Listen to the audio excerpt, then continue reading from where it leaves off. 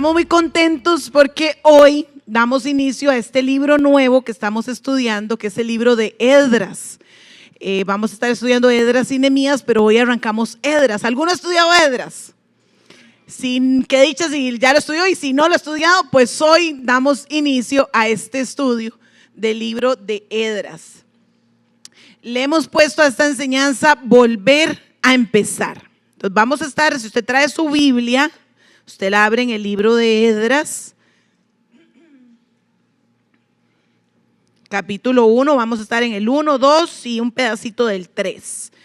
Obviamente por tiempo no los vamos a leer todos, le queda de tarea leerlo en su casa. Todos en algún momento, yo no sé, pero creo, ¿verdad? En algún momento nos ha tocado empezar de nuevo algo, ¿verdad? El lema de este año, ¿verdad? La frase que le pusimos a este año fue nuevos comienzos. ¿Por qué? Porque siempre algo hay que arrancar. ¿Cuántos han arrancado una dieta 10 veces en su vida? ¿Verdad? Y cuando uno la vuelve a arrancar, qué difícil volverla a arrancar. Porque, ay, que me da más hambre, me vuelven a sonar, ¿verdad? Y las tripillas, ¿verdad? Me da dolor de cabeza porque estoy volviendo a dar inicio a algo. ¿Cuántos han comenzado a hacer ejercicio? Yo empiezo todos los lunes y el miércoles me rindo y el lunes vuelvo a arrancar. Entonces cada lunes es difícil porque me duele otra vez, estoy arratonado otra vez, paso otra vez, porque el inicio, el arranque de algo es difícil. Algunas cosas son muy fáciles. Algunas cosas que arrancamos nuevas tal vez sean muy fáciles, otras tal vez sean un poquito más complicadas y otras tal vez nos duelan demasiado arrancarlas y sea sumamente difícil, un hábito nuevo, algo, ¿verdad? Que estamos arrancando, ¿verdad? O pongámoslo, ¿verdad? Tal vez después de un fracaso, ¿verdad? Fracasamos en algo, nos fue mal. Y ahora hay que volver a empezar un nuevo comienzo, una pérdida, una temporada, no sé, de sequía espiritual. Y pasamos por una sequía y no nos dan ganas de orar, no nos dan ganas de alabar al Señor, de congregarnos. Y hay que comenzar de nuevo y otra vez y tal vez nos cuesta un poco. Pero cuando nosotros vamos al libro de Esdras, vamos a encontrar a un Dios que es experto, es especialista en restaurar aquello que parecía que ya no tenía solución, en empezar de nuevo aquello que daban por perdido. Dios es especialista en eso. Entonces, ¿qué vamos a hacer con este libro de Esdras? Vamos a estudiarlo, vamos a leerlo y vamos a agarrar principios para poderlos aplicar a nuestra vida. Eso es lo que tenemos que hacer cada vez que usted se acerca a la palabra de Dios. Es agarrar un principio y decir, Señor, ¿cómo lo aplico a mí? Primero a nosotros, después se lo enseñamos a otros, pero primero a nosotros. Señor, ¿cómo lo aplico? ¿Cómo lo pongo en práctica? Y eso es lo que vamos a hacer con el libro de Esdras. Entonces cierre sus ojitos ahí un momento y dígale al Señor, Señor, quiero tener mi mente dispuesta, quiero tener mi corazón, mis oídos espirituales abiertos. Quiero escuchar tu voz a través de estos pasajes bíblicos en los que vamos a estar hoy, Señor, y que me hables en el nombre de Jesús. Amén. Amén. Lo primero que quiero hacer es poner un contexto, porque es importante para nosotros conocer el panorama. ¿Cómo llegamos al libro de Esdras? ¿Cómo llegamos la historia? ¿Cómo llega ahí? Para lo que vamos a seguir estudiando. Entonces, esto nos disculpan, no se ven las pantallas grandes. Estamos haciendo todo lo posible. Pero vamos a arrancar. Yo les voy a contar un poquito de historia. Está bien, de historia bíblica. Hay un periodo en la historia bíblica donde el pueblo de Dios es uno solo. Sale Abraham, Dios le promete a Abraham una descendencia, y ahí van naciendo las familias, va creciendo. Son una sola nación. Llegamos al tiempo de los reyes y empieza Saúl, luego sigue David, luego sigue Salomón y ellos siguen siendo una sola nación. Pero llega un momento en la Biblia que lo leemos en la historia y tenemos que tenerlo claro porque a partir de ahí empiezan dos reinos. Entonces empezamos a leer incluso los profetas mayores y los profetas menores de la Biblia. Sus libros están enfocados en cada uno de estos dos reinos que se dividieron. Se dividieron con uno de los hijos de Salomón. Entonces, para un lado tenemos un personaje, Jeroboam. No es hijo de Salomón, él no. Y para el otro lado tenemos a Roboam, que sí es el hijo de Salomón. Para este flechita que les voy a poner aquí, esto es el reino del norte, o lo que se conoce como Israel. Hay un periodo en la Biblia que cuando usted empieza a leer y los profetas hablan a Israel, Israel, Israel, estamos hablando de este reino del norte. A este reino del norte más o menos tuvieron unos 20 reyes. Es una corona, usted se imagina ahí los reyes, ¿verdad? 20 reyes. Ahora, si nos vamos para el otro lado, lo voy a poner de otro color. Vamos a tener el reino del sur, que es el que se conoce como Judá. Su nombre es Judá. El reino del sur son todos los descendientes de David, de Salomón, y ahí vienen todos los descendientes. Más o menos también tuvieron unos 19, 20 reyes en ese periodo. Ahora, ¿qué pasa? En el reino del norte, los 20 reyes que ellos tuvieron, ninguno de ellos hizo lo bueno delante de Dios. Todos fueron reyes malos que volvieron su corazón de Dios y empezaron a idolatrar a otros dioses. Y como eran los reyes, entonces todo el pueblo volvió su corazón y empezaron a levantar altares a otros reyes. Entonces Dios dijo, bueno, no me hacen caso, entonces vamos a mandar a un imperio que son los asirios para que los conquisten allá en el año 722 antes de Cristo, y los van a conquistar. Entonces los conquistan y este reino del norte desaparece de la historia. O sea, ellos no vuelven a ser nación como tal nunca más en la historia. Nos vamos al reino del sur. En el reino del sur aparece un profeta. Aquí va a aparecer Jeremías, que le da una palabra, y yo se la voy a leer. Eso está en Jeremías 29:10. A veces no sabemos de memoria Jeremías 29:11, ¿verdad? Yo sé los planes que tengo acerca de ustedes, planes de bien, ¿no? Pero el 10, un verso antes, dice así el profeta: esto dice el Señor: ustedes permanecerán en Babilonia durante 70 años, pero luego vendré y cumpliré todas las cosas buenas que les prometí y los llevaré de regreso a casa. Unos 20 años antes de que venga otro imperio, que es el imperio babilónico. ¿Por qué? Porque el pueblo había desviado su corazón del Señor y se habían vuelto a los ídolos. Aunque en este reino habían reyes buenos que a veces volvían, ¿verdad? Y restauraban la adoración y los sacrificios al Señor y todo. Habían otros reyes que empezaban bien pero terminaban mal, y los altares a otros dioses seguían estando en el pueblo. Dios se cansa, la paciencia de Dios llegó al límite, dijo: no puedo más, este pueblo no me hace caso. Una y otra vez profetas como Jeremías, como Habacuc, que estaban en este tiempo, una y otra vez estaban dándole palabra: vuélvasen a Dios, y no hicieron caso. Entonces Dios utiliza el imperio babilónico para que venga y caiga sobre el pueblo de Judá, su pueblo, su nación, y los conquisten. ¿Qué hicieron los babilónicos? Bueno, agarraron y se llevaron lo mejor, los mejores hombres. Entonces, por ejemplo, ahí se fue Daniel, Se fue Ezequiel, los amigos de Daniel, todos esos que leemos en la Biblia, se los llevó el rey Nabucodonosor, que es el babilónico, y se los lleva para una ciudad larga, para Babilonia. Ahorita lo vamos a ver en el mapa, está largo de su nación.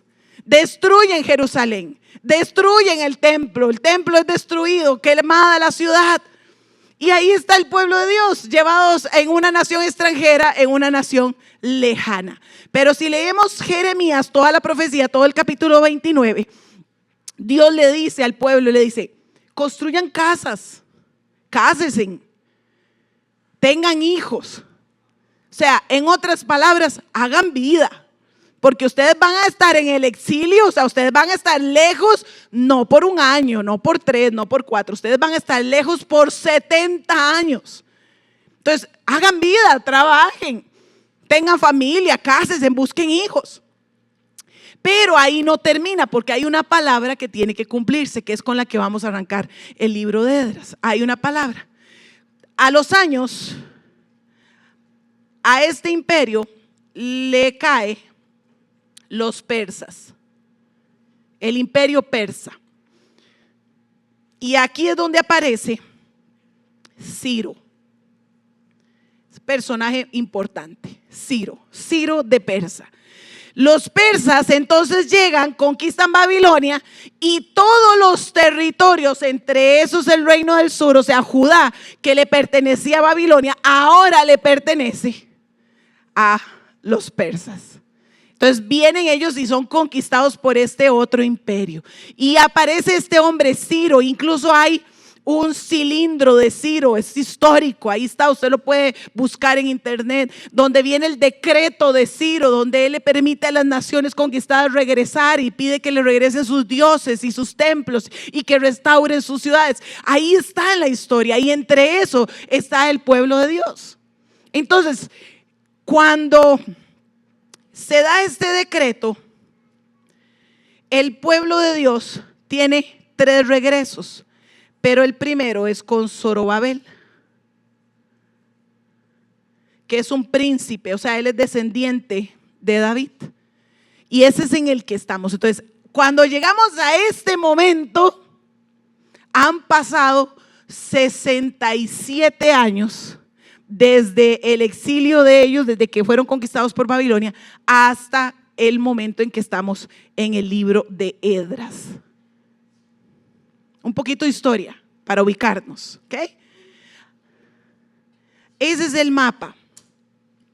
En este mapita, se los voy a marcar igual, es importante que reconozcamos esta ciudad que está aquí. Yo sé que no se marca allá, pero tal vez en este usted lo pueda ver. Esta ciudad, Napur, que está cerca de Babilonia, es donde se ubica el pueblo de Dios. Se concentran ahí, aunque ellos están exiliados por muchos lugares, ahí es donde se concentran, y Jerusalén está aquí. Entonces eso se los quiero marcar ahí para que ustedes vean. Toda la parte amarilla, todo esto que está aquí es lo que pertenecía al imperio persa, incluyendo lo rojo, lo rosadito. Lo rosadito antes era el imperio babilónico y después todo esto pasa a ser el imperio persa. Entonces, ¿qué vamos a hacer? Porque esto es una información importante que necesitamos tener para ir entendiendo el libro de Esdras, porque en ese momento de la historia estamos llegando. Antes Esdras y Nehemías se leía como un solo libro, después fueron separados y nosotros lo tenemos en nuestra Biblia como 2 libros, Esdras y Nehemías, pero igual vamos a estudiar aquí en la iglesia los 2 para tener la historia completa.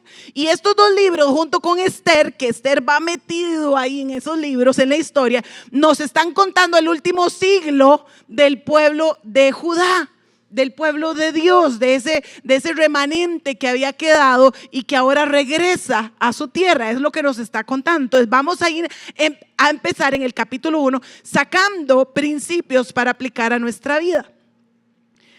Y vamos a ir al punto 1, es Dios cumple sus promesas. En Esdras 1:1 estamos en Dios cumple sus promesas. En Esdras capítulo 1, verso 1, dice así: en el primer año de Ciro, rey de Persia, ya usted sabe quién es Ciro, y ya sabe cómo llegó Ciro a ese momento. El primer año que él estaba como rey, el Señor cumplió la profecía que había dado por medio de Jeremías. ¿Cuál era la profecía? Que ellos iban a estar exiliados en tierra lejana, pero que iba a ser por un periodo de tiempo, 70 años, y después iban a regresar. Y todas las cosas buenas que Dios había prometido se las iba a dar. Esa era la profecía de Jeremías. Entonces dice, movió el corazón de Ciro a poner por escrito el siguiente edicto y enviarlo a todo el reino. Y usted puede seguir leyendo ahí el edicto. Ciro no era un israelita. Ciro no conocía a Dios, no conocía a Jehová, no conocía al Dios de Israel. Ciro ni siquiera había, yo digo que ni siquiera había escuchado, porque en ese momento habían muchos dioses.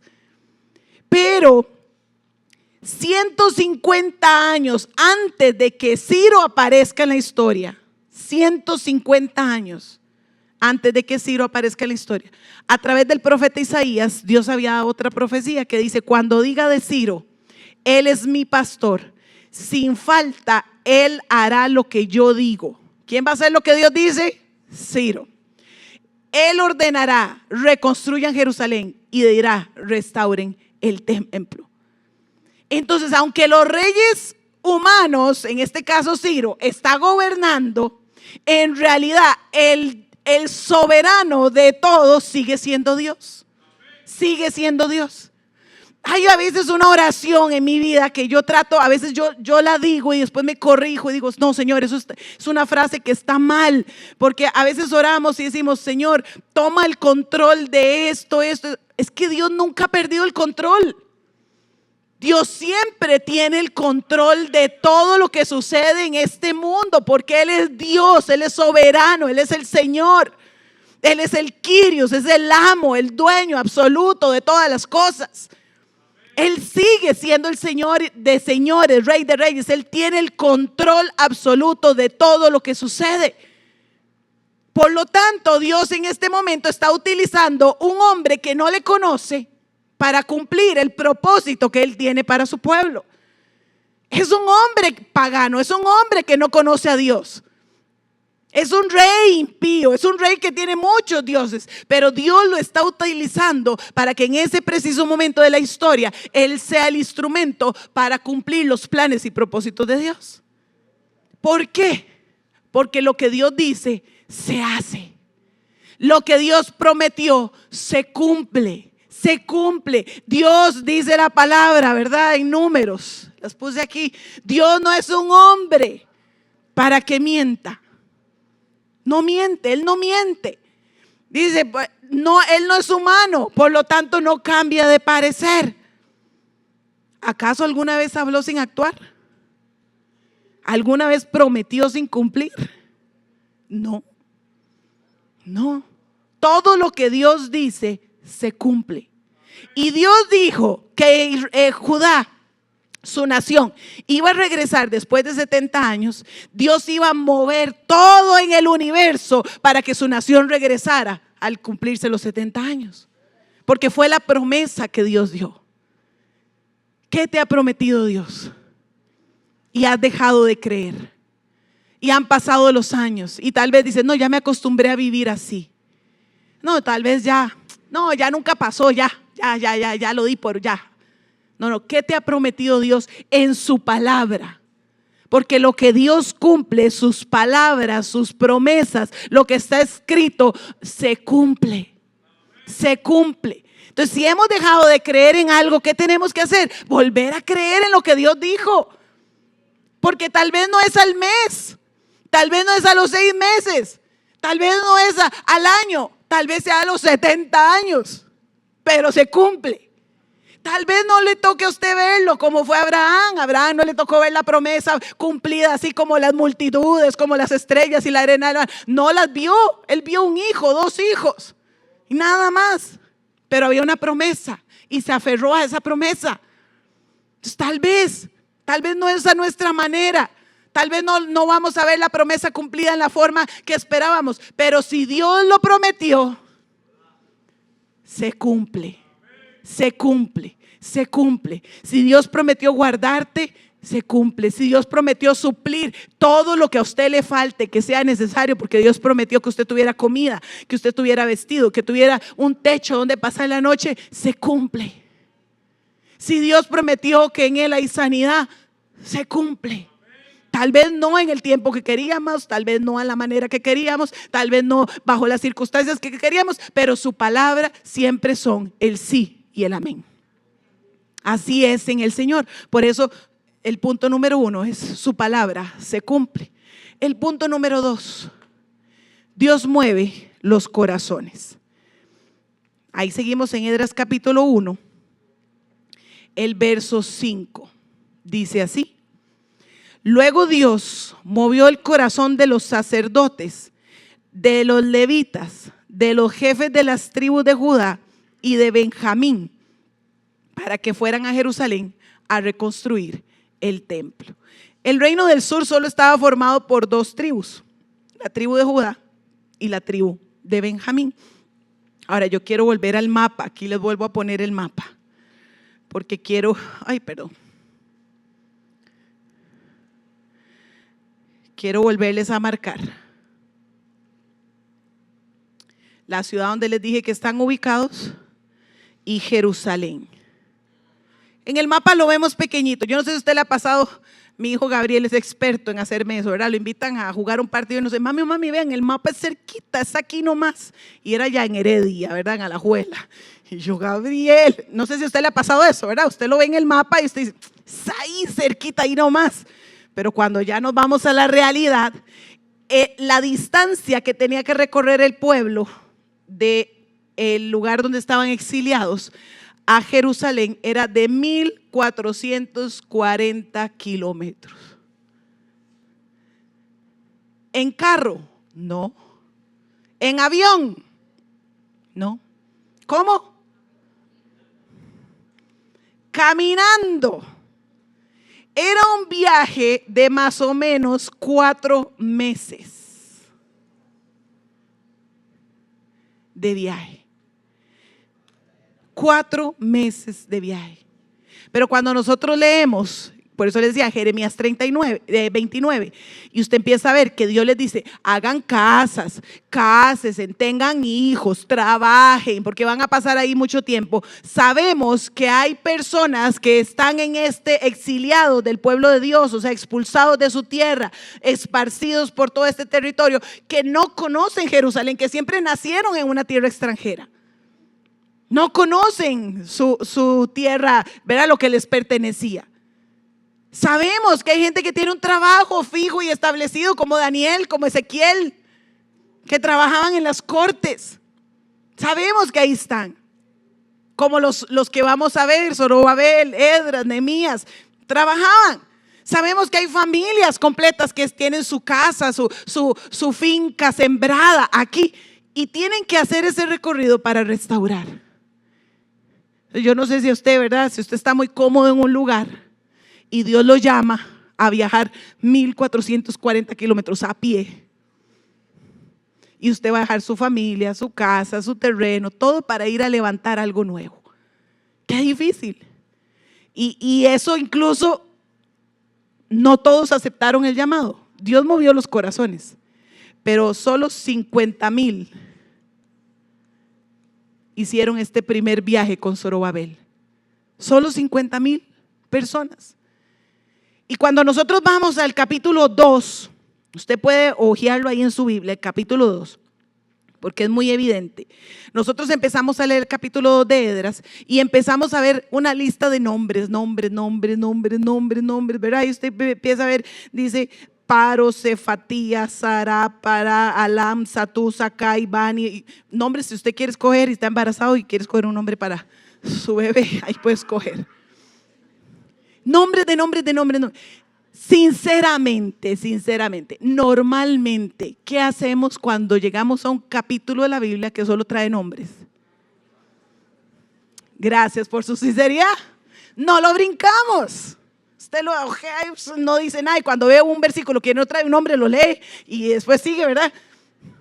No lo brincamos. Pero ¿por qué están en la Biblia? ¿Por qué? Porque para Dios cada persona es importante. Para Dios cada nombre es relevante. Cada uno de ellos cumple un propósito en el plan divino. Para Dios cada persona tiene relevancia. Cada persona importa. Cada persona cuenta para Dios. Cada uno de nosotros es importante para el Señor. Por eso es que están todos esos nombres y ahí regresan. Y es que estamos hablando que no es la restauración solo de un templo, como lo vamos a ver en los próximos domingos si Dios nos da vida. No es la restauración solo de unas murallas alrededor de una ciudad. No, es la restauración de una nación. Es la restauración de un pueblo, del pueblo de Dios. Es el volver a iniciar, es el nuevo comienzo de los hebreos. Es restaurar, venir de ciudades lejos, de estar viviendo lejos de su lugar, de su tierra, de su seguridad, de estar viviendo lejos del templo, del lugar de adoración, de estar rodeado de otras naciones, de otros dioses, y venir y restaurarlos otra vez como su nación, como su pueblo santo, adquirido, como ese pueblo escogido por Dios. Entonces no era fácil. No era fácil el viaje que ellos tenían que hacer. Como no es fácil para nosotros los nuevos comienzos. Como no es fácil. ¿Por qué? Vuelvo al ejemplo que tal vez es un ejemplo, ¿verdad? ¿Por qué dejamos las dietas botadas todo el tiempo? Porque no son fáciles. Porque nos da hambre. Porque queremos comer cosas ricas. Porque nos gustan los heladitos y los queques, ¿verdad? Por eso dejamos la dieta rápido. No es sencillo. ¿Por qué dejamos el ejercicio? Ay, porque uno se arratona y después cuesta levantarse y sentarse, hasta acostarse cuesta. Entonces, ¿por qué? Este viaje no era sencillo. Este nuevo comienzo, esta restauración de la nación no era sencilla. Ahora, vámonos a un ejemplo tal vez más profundo. Cuando nosotros tal vez le hemos fallado a Dios y hemos pecado contra Dios. Y hemos pecado, y Dios en su amor y misericordia, en el momento de confesión y arrepentimiento, inmediatamente Dios perdona. Inmediatamente.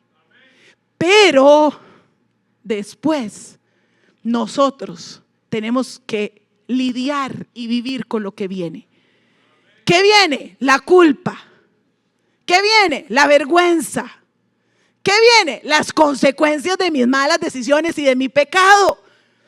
Entonces yo sé, hermano, yo sé lo que es venir a la iglesia con vergüenza, creyendo que usted tiene un rótulo en la frente donde todo el mundo sabe lo que usted hizo. Y usted entra y saluda y tiene vergüenza de saludar a la gente. Yo sé lo que es eso.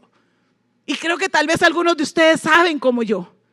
Y entonces, ¿qué es lo más fácil? Lo más fácil es no venir a la iglesia. ¿Por qué voy a venir a un lugar donde yo me siento que todo el mundo me va a juzgar y que todo el mundo va a decir, ay, vea, viste, regresó, ay, después de lo que... A veces no es ni la gente, a veces es uno el que se imagina todo eso. Pero es mi vergüenza, es mi culpa.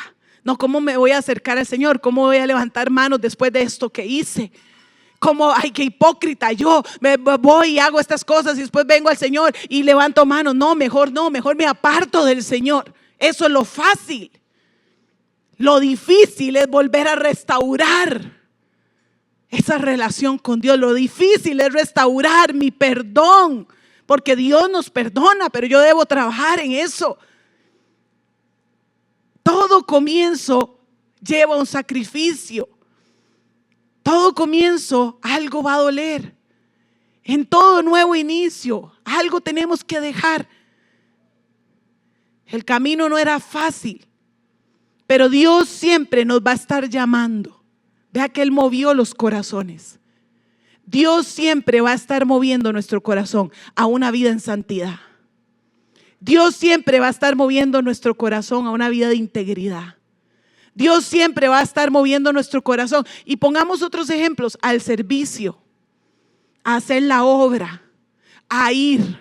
A otro de nuestros valores, ¿verdad? Hacemos todo con excelencia y abnegación. Que esa abnegación es cuando yo renuncio a mis gustos y mis placeres para servirle a los demás. Dios nos está llamando tal vez a abnegarnos en algo para servirle a otros. Claro, no es fácil, porque es dejar lo que a mí me gusta. pero es un nuevo inicio, un nuevo comienzo. Tal vez Dios está moviendo tu corazón al servicio, Dios está moviendo tu corazón a la santidad, Dios está moviendo tu corazón a restaurar algo que se ha dañado, Dios está moviendo tu corazón. ¿A qué está moviendo tu corazón Dios? Y esa es la pregunta. ¿A qué te está moviendo Dios? ¿Qué tienes que hacer? ¿Qué tienes que restaurar? ¿Qué tienes que dejar? Porque Dios sigue moviendo nuestros corazones. Algo, Dios nos sigue llamando, Dios nos sigue hablando, Dios nos sigue dirigiendo. Dios tiene propósitos y planes para cada uno de nosotros. Y Dios nos sigue moviendo para cumplir esos planes y esos propósitos. El propósito de Dios era que su pueblo regresara a Jerusalén, su tierra. ¿A qué nos está moviendo Dios? ¿Cuál es el plan y el propósito para nosotros? Y ahí nos vamos al punto 3. Se restaura la adoración. Y vamos a ir a Esdras, si usted lo tiene ahí en su Biblia, capítulo 3. Ya vimos que el 2 son muchos nombres, pero son importantes. En el capítulo 3, los primeros versos, vamos a leer del 1 al 3. Dice así: a comienzos del otoño, cuando los israelitas ya se habían establecido en sus ciudades, todo el pueblo se reunió en Jerusalén con el mismo propósito. Entonces Jesúa, hijo de Jehosadac, se unió a sus hermanos sacerdotes y a Zorobabel, hijo de Salatiel, con su familia, para reconstruir el altar de Dios de Israel. Querían sacrificar ofrendas quemadas sobre el altar según las instrucciones de la ley de Moisés, hombre de Dios. A pesar de que tenían miedo de los lugareños, reconstruyeron el altar en su sitio original. Luego, cada mañana y cada tarde comenzaron a sacrificar ofrendas quemadas al Señor sobre el altar. Entonces, cuando el pueblo de Dios regresa a Jerusalén, ¿qué es lo primero que restaura? El altar. Ellos no comienzan con las murallas. Las murallas las vamos a ver después cuando estudiemos Nehemías. Ellos no comienzan con el templo. Lo vamos a ver en los domingos que vienen, si Dios lo permite. Ellos comienzan con el altar. Para un hebreo, el altar era muy importante porque el altar era el símbolo de su relación con Dios. Ellos se relacionaban con Dios a través de sacrificios. Tenían sacrificios para perdón de pecados, sacrificios para acción de gracias, sacrificios para la comunión, ofrendas. Ellos tenían ofrendas para todo. Su relación con Dios estaba basada en ese altar, en lo que se sacrificaba en ese altar. Por eso para ellos era tan importante ese altar. Ellos no están restaurando, ¿verdad?, sus terrenos primero. Ellos no están restaurando, levantando sus casas. Ellos levantan primero, se reúnen todos con un solo propósito y objetivo: levantar el altar, levantar su comunión, restaurar su comunión con el Señor. Ellos vienen del exilio. No tenían el templo, que era el lugar para adorar de ellos. Vienen a restaurar la adoración, a restaurar su comunión con el Señor. ¿Qué es lo que nosotros estamos restaurando primero cuando estamos en un momento difícil? Cuando estamos en una sequedad espiritual, cuando estamos después de un fracaso, después de un pecado. ¿Qué estamos restaurando primero? No es que me fue mal y entonces voy a organizar todo y voy a hacer un plan nuevo. Vea, ya tengo punto 1, 2, 3, 4. Este es mi nuevo plan, porque como fracasé en este es el nuevo. Estamos levantando nuestros planes, edificando nuestro propio pensamiento. Porque si yo agarro el principio que me está enseñando la historia bíblica, eso es lo que nosotros tenemos que hacer. Porque Dios no nos está llamando a levantar un altar físico. No es que usted va a empezar a comprar gallinas y sacrificarlas en el patio de su casa. No, no es eso. Nosotros ya somos del nuevo pacto para la gloria de Dios. Nuestro sacrificio ya fue hecho. Jesús murió en la cruz. Lo único que nosotros necesitamos es Cristo. Punto. Es lo único que nosotros necesitamos. Pero si yo agarro el principio de la historia, a ellos lo que estoy leyendo y lo aplico a mí, lo que Dios quiere que nosotros tengamos como prioridad es a Él. Él quiere ser nuestra prioridad, que nuestro altar esté edificado, nuestra comunión con Él esté edificada. Eso es lo que Dios espera, que Él sea el primero en nuestra vida. Que antes de cualquier otro plan, que antes de organizarnos, que antes de hacer cronogramas, que sea nuestra adoración lo que esté primero. Eso es lo que nos está enseñando el pasaje. Dios quiere que nosotros restauremos nuestra relación con Él siempre primero. Después de un pecado hay que restaurar la relación con Él y trabajar en nuestro pensamiento. Después de alejarnos hay que restaurar nuestra relación con Él. Tal vez estuviste mucho tiempo fuera y hoy estás regresando. Hay que restaurar nuestra relación con Él primero, antes que voy a ir a ver qué amigos nuevos conozco, no, restaure su relación con Dios. Restaure su relación con Dios. Tal vez tengamos altar, y ahorita voy a explicar cómo lo leemos, cómo lo tenemos que aplicar hoy en día. Pero a nivel de ilustración, tal vez usted tenga un altar y esté ahí el altar, pero no ha vuelto a sacrificar nada. Ahí está el altar, pero no hay nada en él. Tal vez no tengas altar y tienes que levantarlo de cero. Y tal vez va a costar más y tal vez no sabes cómo hacerlo, pero hay que levantar un altar. Tal vez tengas altar y estás sacrificando, estás presentando tus ofrendas. Gloria a Dios, sígalo haciendo. Siempre podemos mejorar nuestra relación con Dios. Siempre, siempre, siempre. Entonces, ¿cómo hacemos? Porque el llamado de Dios sigue siendo: vuelvan a mí, vuelvan a mí. El llamado de Dios sigue siendo, tal vez no de manera física como a los israelitas, pero sino de una manera de: vuelvan a mi presencia, vuelvan a mi adoración, vuelvan a estar conmigo, ríndanse a mí, tengan una comunión conmigo. Ese es el llamado de Dios, que Él sea el primero, que no tengamos otros dioses, que solo sea Él. Entonces, ¿cómo lo vemos en la vida actual? En la vida cotidiana podemos lucirlo así. Y quiero que nos enfoquemos. Nosotros somos el nuevo pacto. Por lo tanto, nosotros tenemos a Jesús, y Jesús viene a ser nuestro modelo a seguir. Entonces, nuestro modelo siempre, ¿verdad? Dice Pablo, ¿verdad? Yo quiero parecerme, a llegar a la estatura del varón perfecto, que es Jesús. Ese es el varón perfecto. Y yo todos los días en mi vida camino para parecerme al varón perfecto que es Jesús. Entonces, cuando yo me refiero y aplicamos el principio de levantar el altar de adoración, siguiendo el ejemplo de Jesús, así es como se debe ver en mi vida cotidiana. Primero, busque constantemente una comunión con Dios. Jesús se apartaba para orar con Dios. Jesús oraba. Jesús sabía las escrituras, o sea, las leía porque las menciona. Entonces, ¿qué tenemos que hacer? Buscar una comunión con Dios. Ore, lea la Biblia, escuche la Biblia. Cuando vaya en carro, bájese ahí la aplicación, ¿verdad? Audible, y escúchela cuando vaya en el carro. Cuando esté en la casa haciendo las cosas, escuche la Biblia. Haga pausas para meditar, estar en silencio y meditar en lo que la palabra de Dios le acaba de decir, lo que usted leyó, cómo es Dios. Medite en el Dios que tenemos.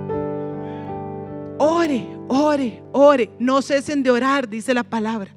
Oren. ¿Cómo se ve esto en nuestra relación cotidiana? Sea obediente. Dice que Jesús fue obediente hasta la muerte, y muerte de cruz. Sea obediente a lo que Dios le dice, le pide. Hay cosas que no van a ser fáciles ni sencillas, pero sea obediente y va a haber bendición. Sea obediente. Sirva con humildad. Sirva. Jesús lavó los pies, siendo el Rey de Reyes y Señor de Señores. Hizo el servicio del empleado más humilde de las casas. Sirva. Sirva en su casa, sirva en su trabajo, sírvale a su familia, sirva en su colegio, en su universidad, sirva en su vecindario, sirva con humildad en el corazón. ¿Cómo restauramos nuestro altar de adoración hoy en día? Con amor incondicional. Jesús amó hasta sus peores enemigos Y Jesús le preguntaron cuáles son los más grandes mandamientos, y él dijo: amarás al Señor tu Dios con todo tu corazón, con toda tu alma, con toda tu mente. Y el segundo, amarás a tu prójimo como a ti mismo. Nosotros como iglesia tenemos esos valores, son los primeros valores de nosotros como iglesia. Amamos a Dios y amamos a las personas. Ame aún a los que son tan difíciles de amar. ¿Sabe por qué? Porque para otra persona usted puede ser usted puede ser el difícil de amar, y lo están amando. Amemos como Dios ama. Predique con palabras y con acciones. ¿Cómo restauramos nuestro altar de adoración? Jesús anunciaba el reino, pero él vivía el reino. Viva con integridad, viva con rectitud. Que usted sea un empleado ejemplo, que se lo peleen los jefes por tenerlo a usted, o que los que están debajo de usted se peleen para estar en su equipo porque usted es un jefe extraordinario. Sea el mejor estudiante, sea el mejor papá, sea el mejor vecino. Predique con su ejemplo, con su rectitud, con su integridad. Que su sí sea sí, su no sea no. Sea íntegro en todo lo que hace, y predique el evangelio, porque entonces el evangelio va a ir con palabras y con hechos, como Jesús. ¿Cómo se ve esto? Dependa del Espíritu Santo. Jesús dependió del Espíritu Santo, y además fue lleno del Espíritu Santo. Dependa del Espíritu Santo para tomar decisiones. Si va de viaje, pídale al Espíritu Santo. Si va a salir de su casa y siempre usa la misma calle, pídale al Espíritu Santo. Tal vez tenga que cambiar de calle. Siempre dependa de Él. Compasión por los necesitados. Jesús sanó a los enfermos, alimentó a los necesitados. Dígale: Señor, hazme sensible a la necesidad de otros. Yo quiero restaurar mi altar. Es que a veces pensamos con que restaurar el altar de adoración es solo venir a cantar, y qué bonito cantar porque es más fácil cantar. Pero no, restaurar el altar de adoración lleva un sacrificio. Pídale al Señor un corazón de misericordia por los que tienen necesidad. Todos los domingos recogemos víveres para las mismas familias de nuestra iglesia. Anótelo, apúntelo: una bolsa de arroz, una pasta de dientes, lo que usted quiere traer, pero que tenga un corazón sensible a la necesidad de otros. Perdone y perdone. Perdónalos porque no saben lo que hace, dijo Jesús en la cruz. Perdone y perdone y perdone.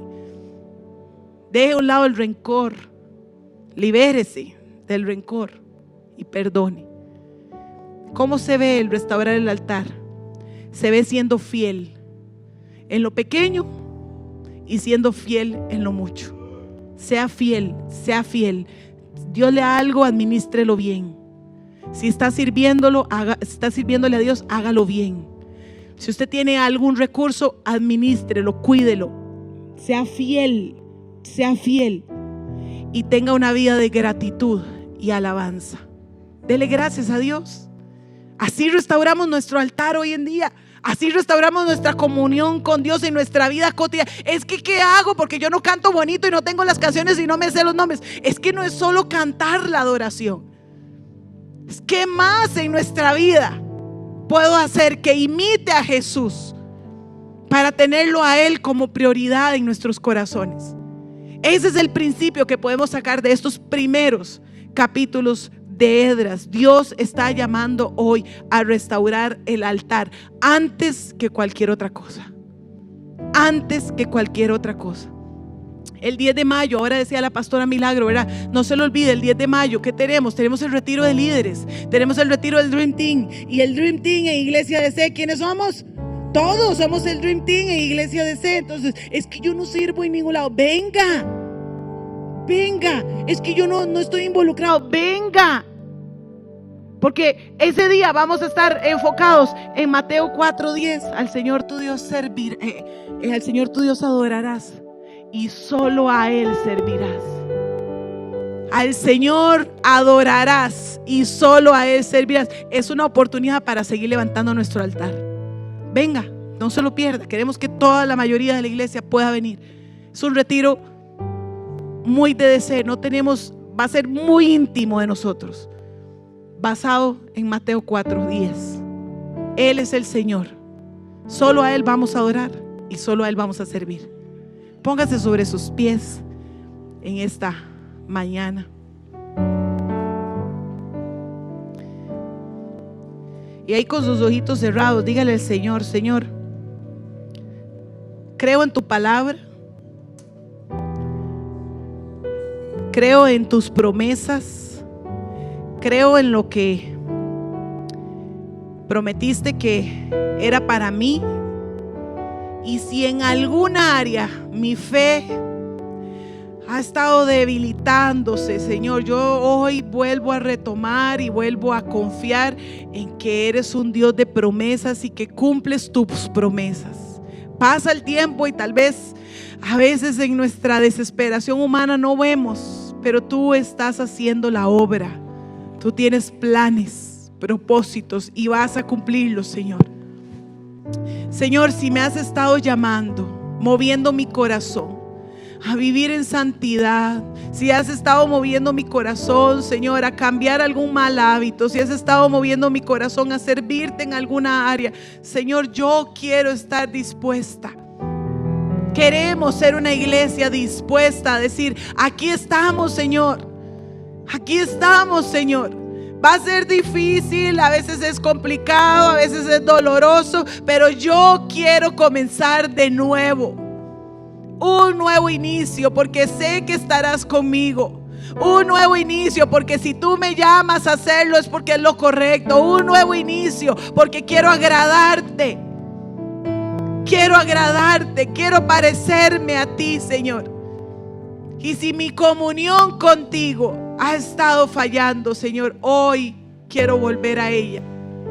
De la manera práctica, pero también en oración, Señor, te quiero decir: quiero tenerte cerca, quiero que seas mi Señor, quiero que seas mi Señor, quiero tener comunión contigo, quiero llenarme de tu amor, quiero amarte, quiero anhelarte, deseo pasar tiempo contigo, o quiero tener ese deseo de pasar tiempo contigo.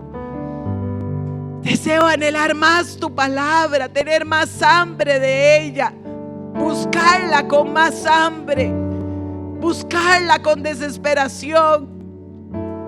Señor, despierta en nosotros ese querer y ese hacer, que podamos en esta mañana levantar un altar de adoración, levantar un altar nuevamente, restaurando nuestra relación contigo, Señor. Te lo pedimos, Padre. Tómese 30 segundos para darle gracias al Señor por lo que Él es, por lo que Él ha hecho. Que salga de su boca esa adoración. 30 segundos de adoración, 30 segundos de usted y Dios en adoración, en el nombre de Jesús.